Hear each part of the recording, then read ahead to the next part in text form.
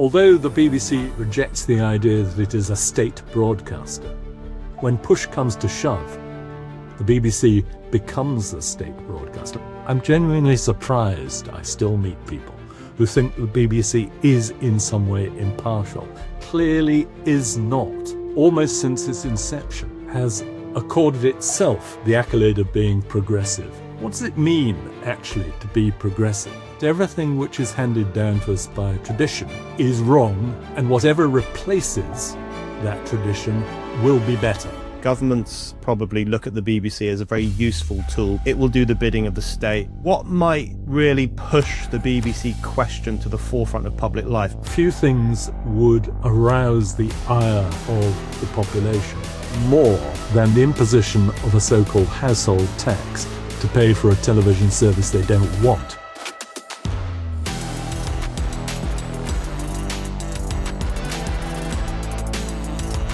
Hello, welcome back to the Brendan O'Neill Show with me, Brendan O'Neill, and my special guest this week, Robin Aitken. Robin, welcome to the show. Hello to you too, Brendan. Thanks for having me on. Great to have you back on. I feel like you are the sensible person's go-to critic of the BBC, where you worked for 25 years, of course, and then you left and wrote your book, Can We Trust the BBC? There's always something to talk about in relation to the BBC. Obviously, it is the public broadcaster is always mired in some controversy or another. But I really want to kick off by asking you about this recent self-promotional video the BBC has done in the week that we are speaking, with the omnipresent Romesh Ranganathan basically saying, what has the BBC ever done for us? And then it shows all its kind of entertainment and its news and so on. But quite a few people have contrasted it with the 1986 version of that promotional video, where it was John Cleese saying, what has the BBC ever done for us? And the differences between the two are quite stark. I wonder if you've seen the new advert and what you think about the BBC's kind of self-promotional tactics right now. Well, I have seen it, and I found it actually deeply irritating. What it seems to me is that, well, you know, you referenced the earlier one done by John Cleese, and the point about that era of the BBC was that the BBC in those days was genuinely a national institution in the way that it isn't now. And what has changed in that intervening period is that a lot of people have become disenchanted with the BBC for many different reasons.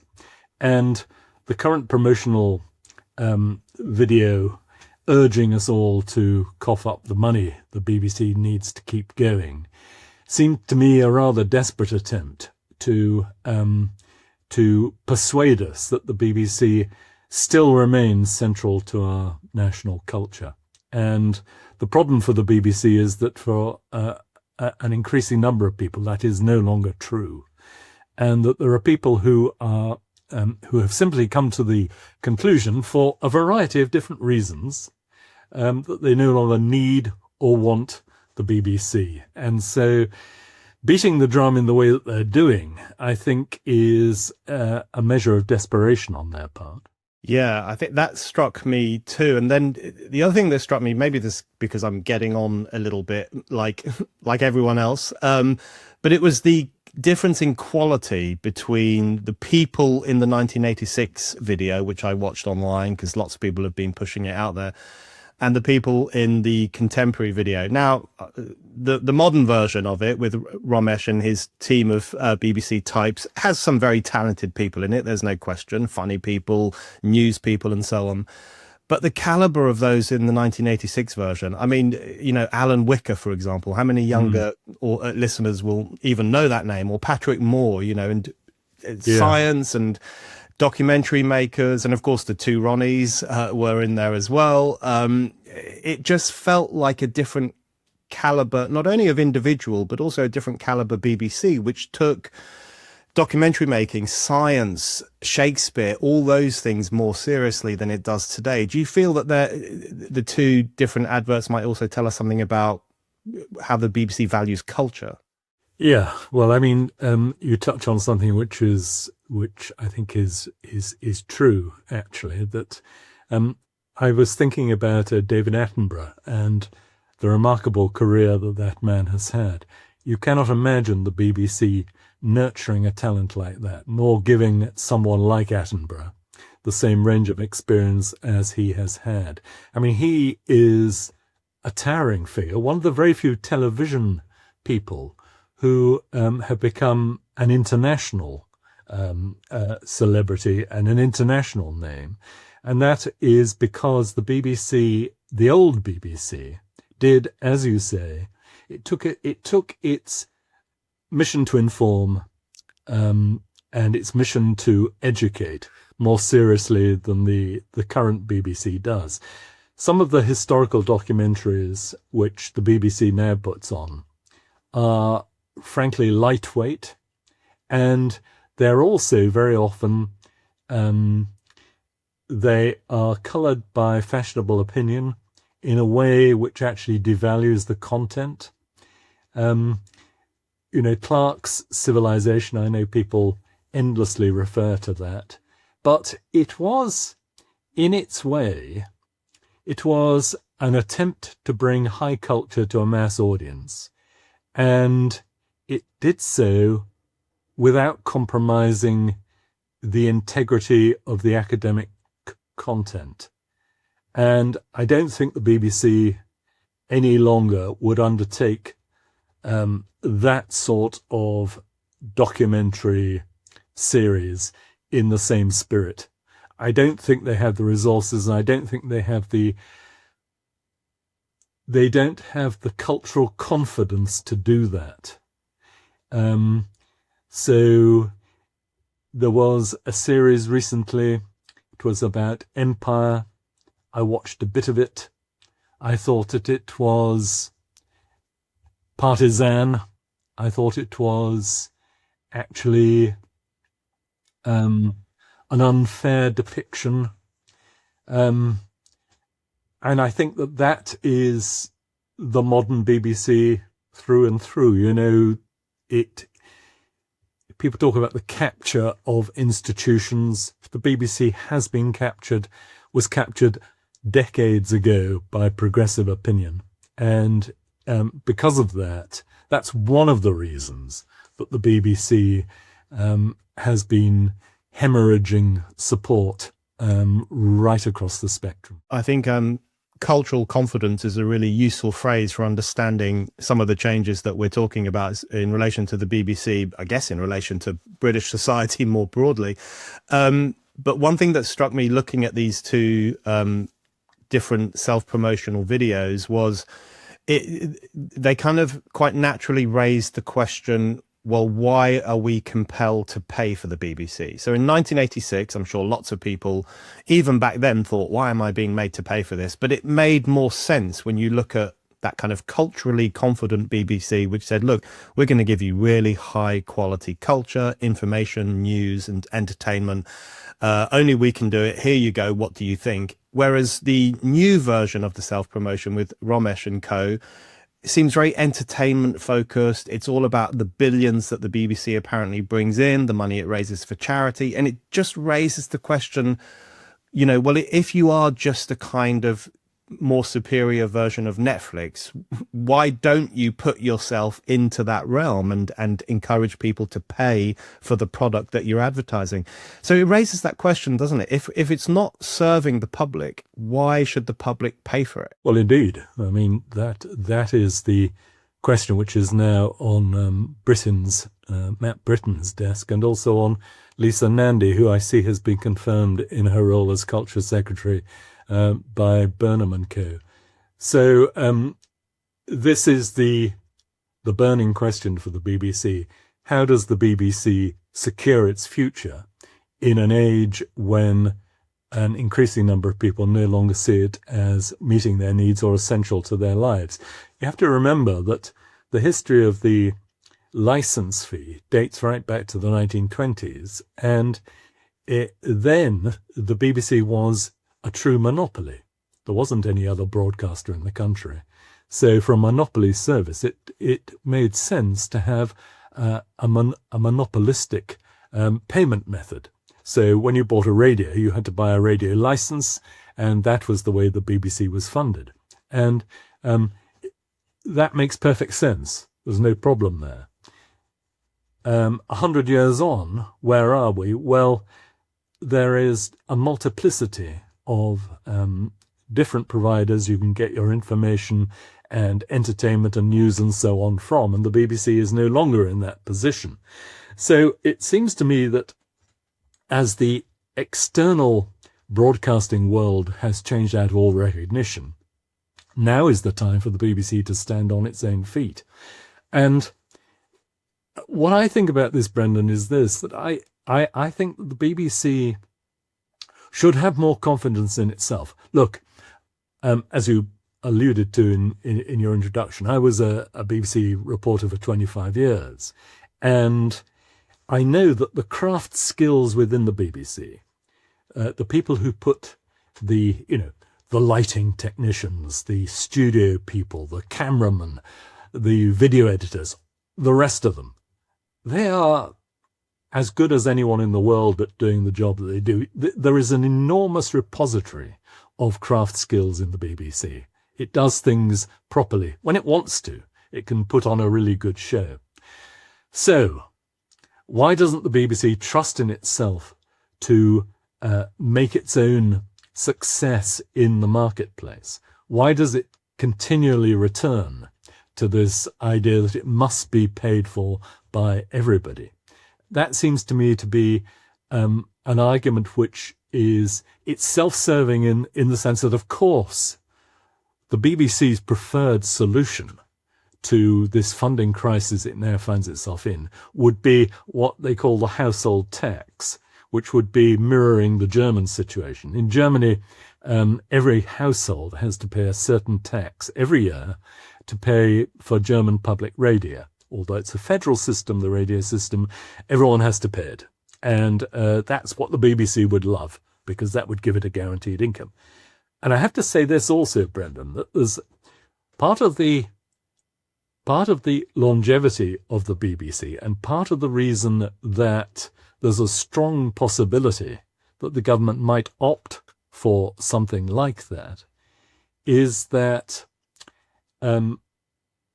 any government, this government, previous governments, they although the BBC resents and rejects the idea that it is a state broadcaster, when push comes to shove, the BBC becomes a state broadcaster. And I think the proof of that is what happened during COVID. I mean, the BBC lay down and did its master's bidding during COVID. It gave its airwaves over entirely to the government propaganda of the moment, and I think Johnson's government was very pleased with the results of that, because the BBC put its whole heft behind the idea of lockdown and all those ridiculous restrictions on our personal liberty which the government introduced. And remember, it didn't allow any dissent whatsoever onto its airways. Now, that to me was proof positive that the BBC is the state broadcaster. And when, as I say, in extremis, it does exactly what the BBC... And no government is going to happily forego that very important role that the BBC plays, because they never know when they might need it. That's an excellent point, and it brings me on to a question I wanted to ask you about our new government, the Andy Burnham government, which we didn't vote for, but there it is. Well, I guess 25,000 people in Makerfield kind of voted for it, or at least voted for him. What do you think that the BBC's role will be with this government? I mean, I watched Newsnight last night and it was just mortifying. I mean, their tongues were out of their mouths. They were so excited about Burnham. They were just gushing in a way. And, they didn't have to say he's going to be a brilliant prime minister, everyone should support him. You can just hear it in the tone of voice, the way in which they present the ideas, the way in which they challenged the Tory MP who was on the couch, who was treated as just a naysayer and a cynic and so on. The whole thing was infused with this kind of Burnham mania. Now, that might not last, of course, but where do you think that kind of ingrained BBC progressive bias, where do you think that might go in the Burnham years or months, depending how long it lasts? Well, as you say, the BBC, I'm sure the majority of people in the BBC are thrilled by the idea of Burnham. After all, remember, this needs restating over and over. The point is that the BBC, its core values are aligned with progressive opinion in this country. So the BBC is always going to be sympathetic, at the very least, to a Labour administration and to anyone who defines themselves as on the progressive side of politics. So the Starmer government was, of course, a huge disappointment to them because of its rank incompetence. But it's worth remembering that one of the previously most powerful journalists in the BBC, Andrew Marr, spoke in such glowing terms about the incoming Starmer government. This was, the adults were back in the room. How I hate that trite little phrase. As if, of course, to be adult, you've got to sign up to the progressive agenda because anything else is infantile. I mean, obviously, it's so insulting, really, and it's Marr absolutely typified that core BBC mindset.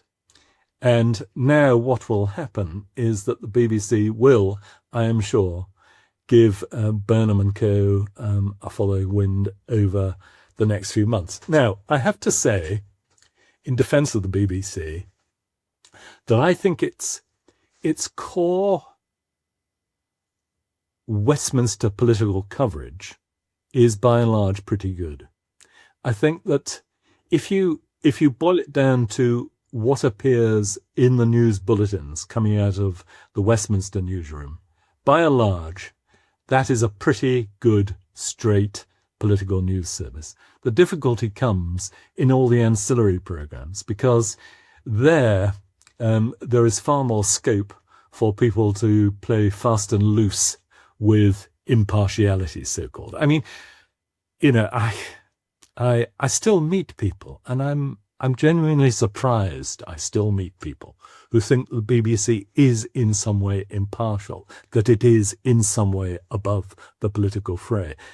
I don't want to be rude about these people that I've met, but I think that is a surprisingly credulous mindset, that anybody who still believes that must be blinded inside the political bubble they inhabit, because the BBC clearly is not in any sense impartial. I mean, the latest example of this was the radio series produced or presented by Alex Forsyth. It was about 10 years after Brexit, and Newswatch UK, which is an organisation which is sceptical of the BBC and has been for many years, analysed that series of programmes. It's a 10-parter on Radio 4.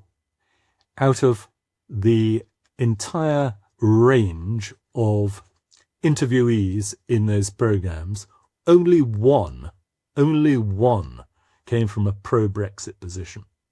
The series was, in effect, a cry to the heavens, my God, isn't Brexit awful?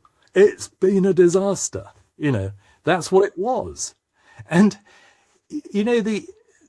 the fatuity of that is this, that we were in the,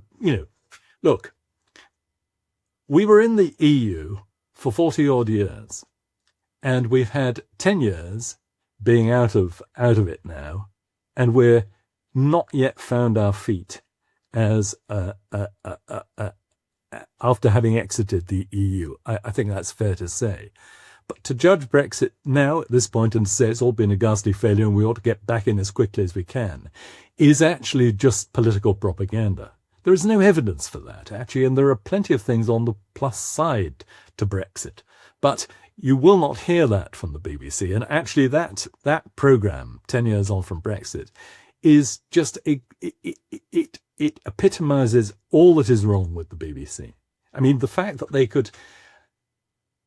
they didn't see that themselves, that the thing was so unbalanced, is kind of extraordinary and tells you a lot about the internal workings of the BBC. That's such an apt point that, for me, often it's the fact that the BBC can't see the problems, or it lives in denial of them, that is the most shocking thing, because you just know that they're in such a bubble that everything makes sense to them, regardless of whether it all makes sense to other people. I did want to ask you about, I guess, how capture works. You've been, quite a few people have come out recently and talked about the capture of the BBC. I'm sure you saw Rob Burley's long piece about the impact of transgenderism in particular. So Rob Burley was a long-standing BBC editor. He wrote a long piece on the impact of how transgenderism killed impartiality at the BBC. I did think of you, and I thought Robin will say that it might have been killed long before the trans ideology, but there you go.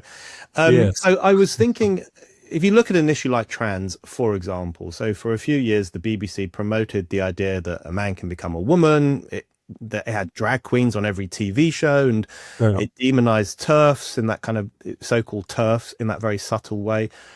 How does a process like that happen? Now, I'm sure they don't have a top-level meeting in which they say, we are now a pro-trans organization. What are the processes that happen? Well, I think what's happened in the BBC is part of a wider historical process, which is about our understanding of the nature of progress.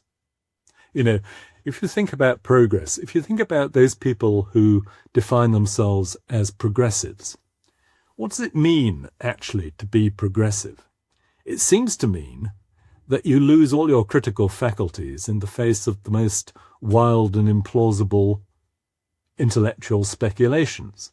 I mean, where did the idea of transgenderism come from? It came from a Californian academic by the name of Sandra Bem, herself an unhappy woman, who floated the idea, in defiance of all biological and scientific reality, that sex was a cultural was a cultural construct and not a biological reality.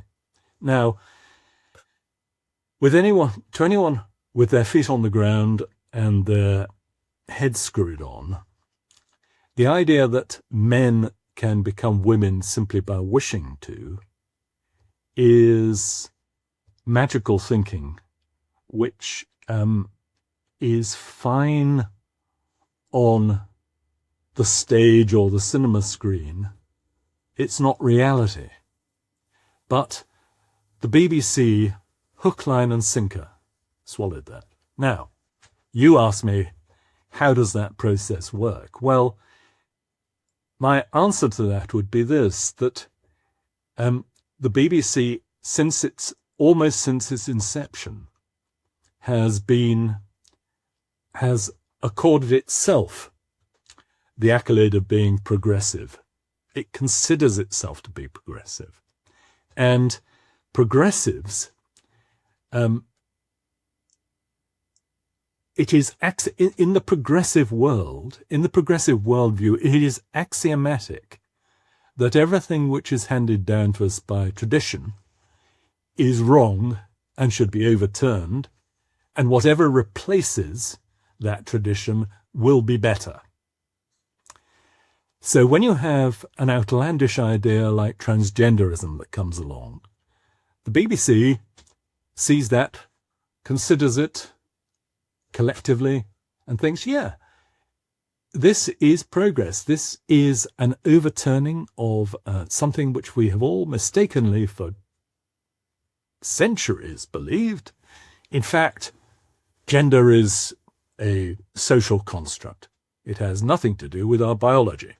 Now, as I say, to me, this is frankly absurd. This is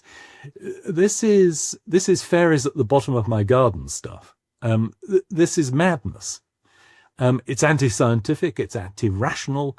It's many of the things which the BBC would hate itself to be called. But as we know from the Michael Prescott dossier, which was released last November, thanks to the Daily Telegraph, in fact, Prescott discovered that there was this inbuilt vetting, if you like, an internal system of vetting news bulletins carried out by transgender journalists who would not allow anyone with gender critical views to appear on the airwaves. I mean, that is, why were those people tolerated? Why were they taken into the bosom of the organization? Why did they thrive? Why were they allowed to get on with that business, as Michael Burley said? It doesn't make sense unless you fit the BBC into the wider framework of the progressive mindset. I mean, that's a long and waffly answer, and it doesn't really explain it fully, because I cannot explain it fully. I cannot explain how those BBC journalists, look, Brendan, you know as well as I do, there are a lot of highly intelligent people in the BBC. They're some of the best educated. It's probably the best educated workforce in the country in some ways. These are highly intelligent, highly educated people. Why do they fall for this crap? I do not understand. So I have to fall back on this explanation of a wider explanation, which is about progressivism, about what progress has come to mean in our culture. That's what I say. Yeah. I mean, I don't think that's waffly at all. I think that captures very well the kind of mysterious process through which a clearly bonkers idea can come to be taken as good coin at the BBC, at the public broadcaster. And I think your description of progressivism as now meaning essentially the suspension of one's critical faculties and the kind of drinking in of any kind of new woke Kool-Aid, I think that's a very good description. You mentioned the Prescott dossier from last year, and of course another part of that was in relation to the BBC's discussion of Trump, and we've seen the controversy in relation to its editing of a Trump speech to make it look like he was calling on people to attack the Capitol building. I wanted to get your sense of where you think things lie with the BBC and Trump now. I mean, whenever I have to be careful that I don't allow my own skepticism of the BBC to cloud my judgment, but whenever I watch the BBC, there's a tone in relation to Trump. Sometimes it's explicit, sometimes it's implicit. You know, this notion he's a problem, he's bad, the people who voted for him are probably a bit stupid. I mean, it does drip through in the coverage. Do you think that will be ongoing, or do you think the pushback that we've seen over the past year, such as it is, might actually make the BBC think again about how it covers those things? No, I don't think the BBC will ever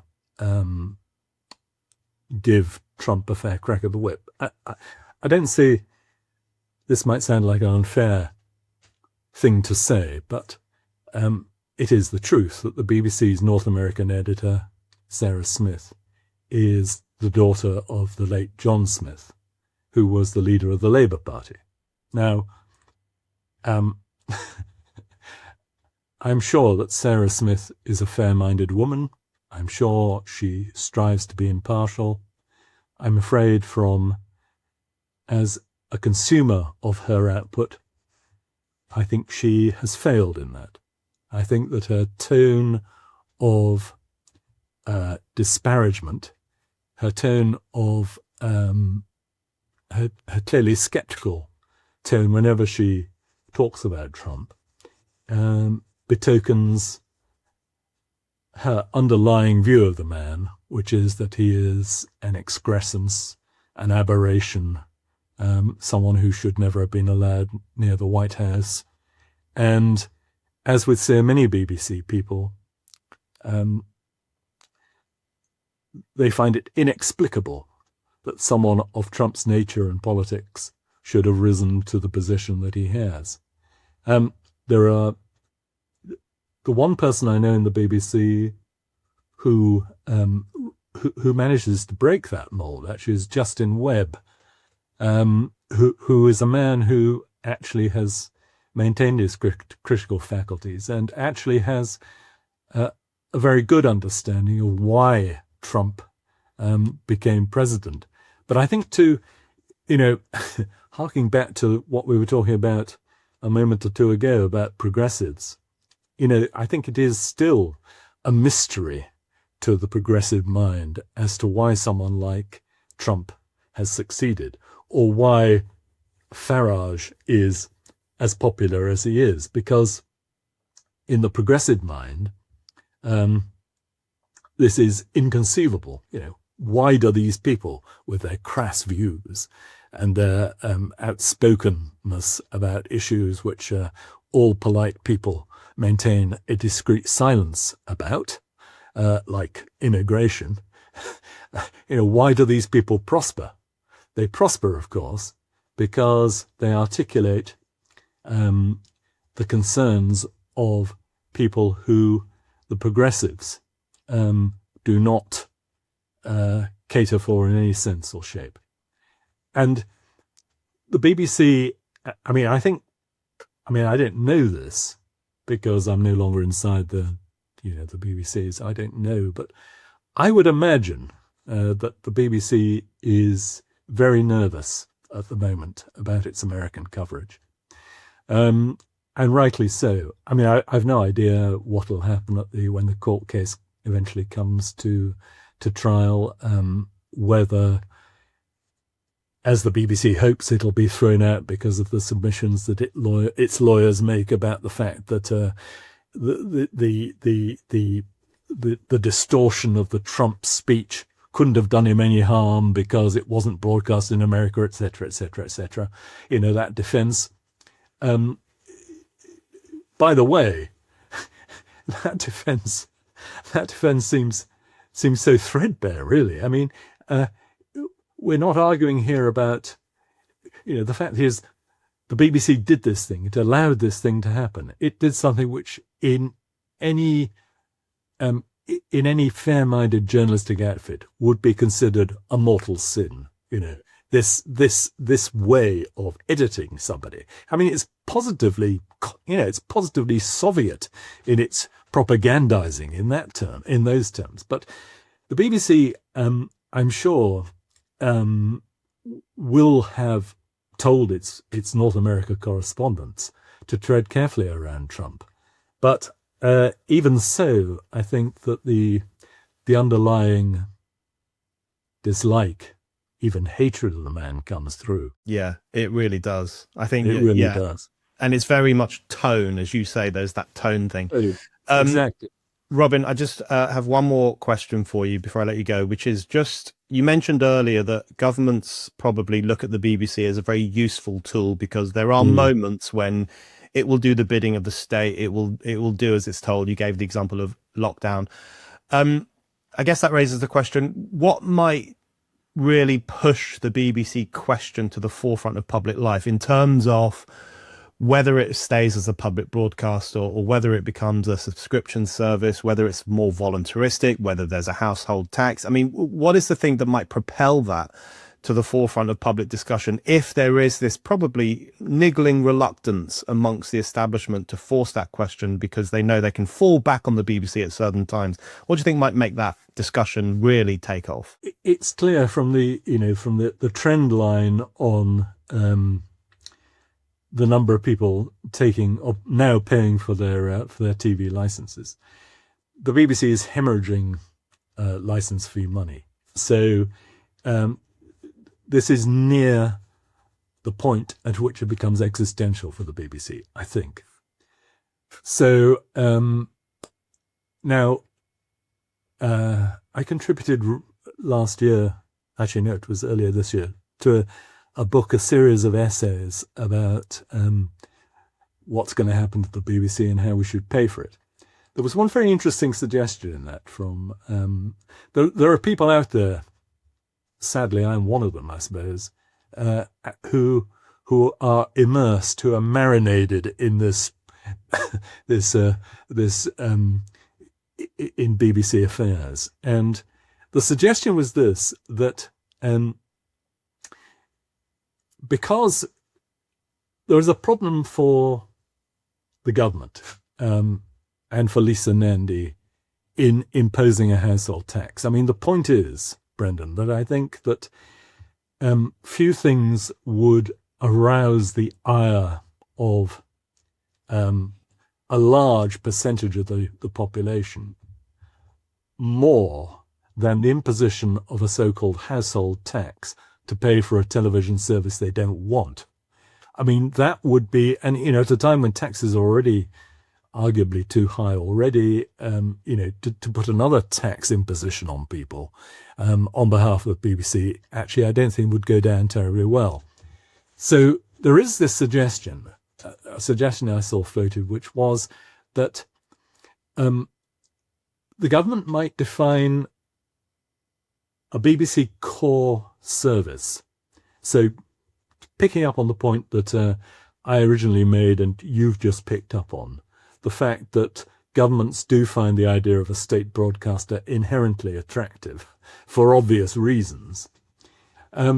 Suppose the government was to say, right, well, we can see the problem here, and we're not going to force everyone to pay for a service they don't want. So how about this? How about if we were to find, let's say, £1 billion a year out of general taxation to fund what we will define as the BBC's core service. So maybe, let's say, BBC One, Radio 4. I mean, you can add on things. There would be a discussion about this. We don't need to go into the detail of that. But if you like, a slimmed down BBC service available to all without paying any extra license fee at all. But on top of that, you have a subscription service. Now, going back to the point I make about the craft skills within the BBC and its expertise at making popular programs. And let's be honest, the BBC has produced programs which all of us have enjoyed. I have enjoyed BBC programs. I'm sure you have too, Brendan, because it's not all rubbish. Some of it's very good indeed. So suppose you did have this hybrid system where you had something paid for out of general taxation to provide a core BBC service, the news service, whatever you want to call it, which would be a handmaid of the government, should it be necessary next time, and it will be necessary. There will come a moment when the government will need to commandeer the BBC and get it to do its bidding, and the BBC will do that. So that's the point to remember, that's the BBC's trump card. No government will ever really want to be without that fallback position of a state broadcaster. So suppose you had that, and then on top of that, you had a subscription service for all those things that you might want, like, Wimbledon and Call of Duty, or et cetera, the Attenborough documentaries, and, the library of past productions. There's some super stuff on there. So you could see how that might work. And I think that this is a decision which cannot be delayed for very much longer. That's the point. Next year, 2027, the current Royal Charter is up, and there has to be, by the time that new charter comes into effect, there has to be some new funding mechanism, because it can't go on as it is. That's the truth of it. Robin, thank you very much. Thank you.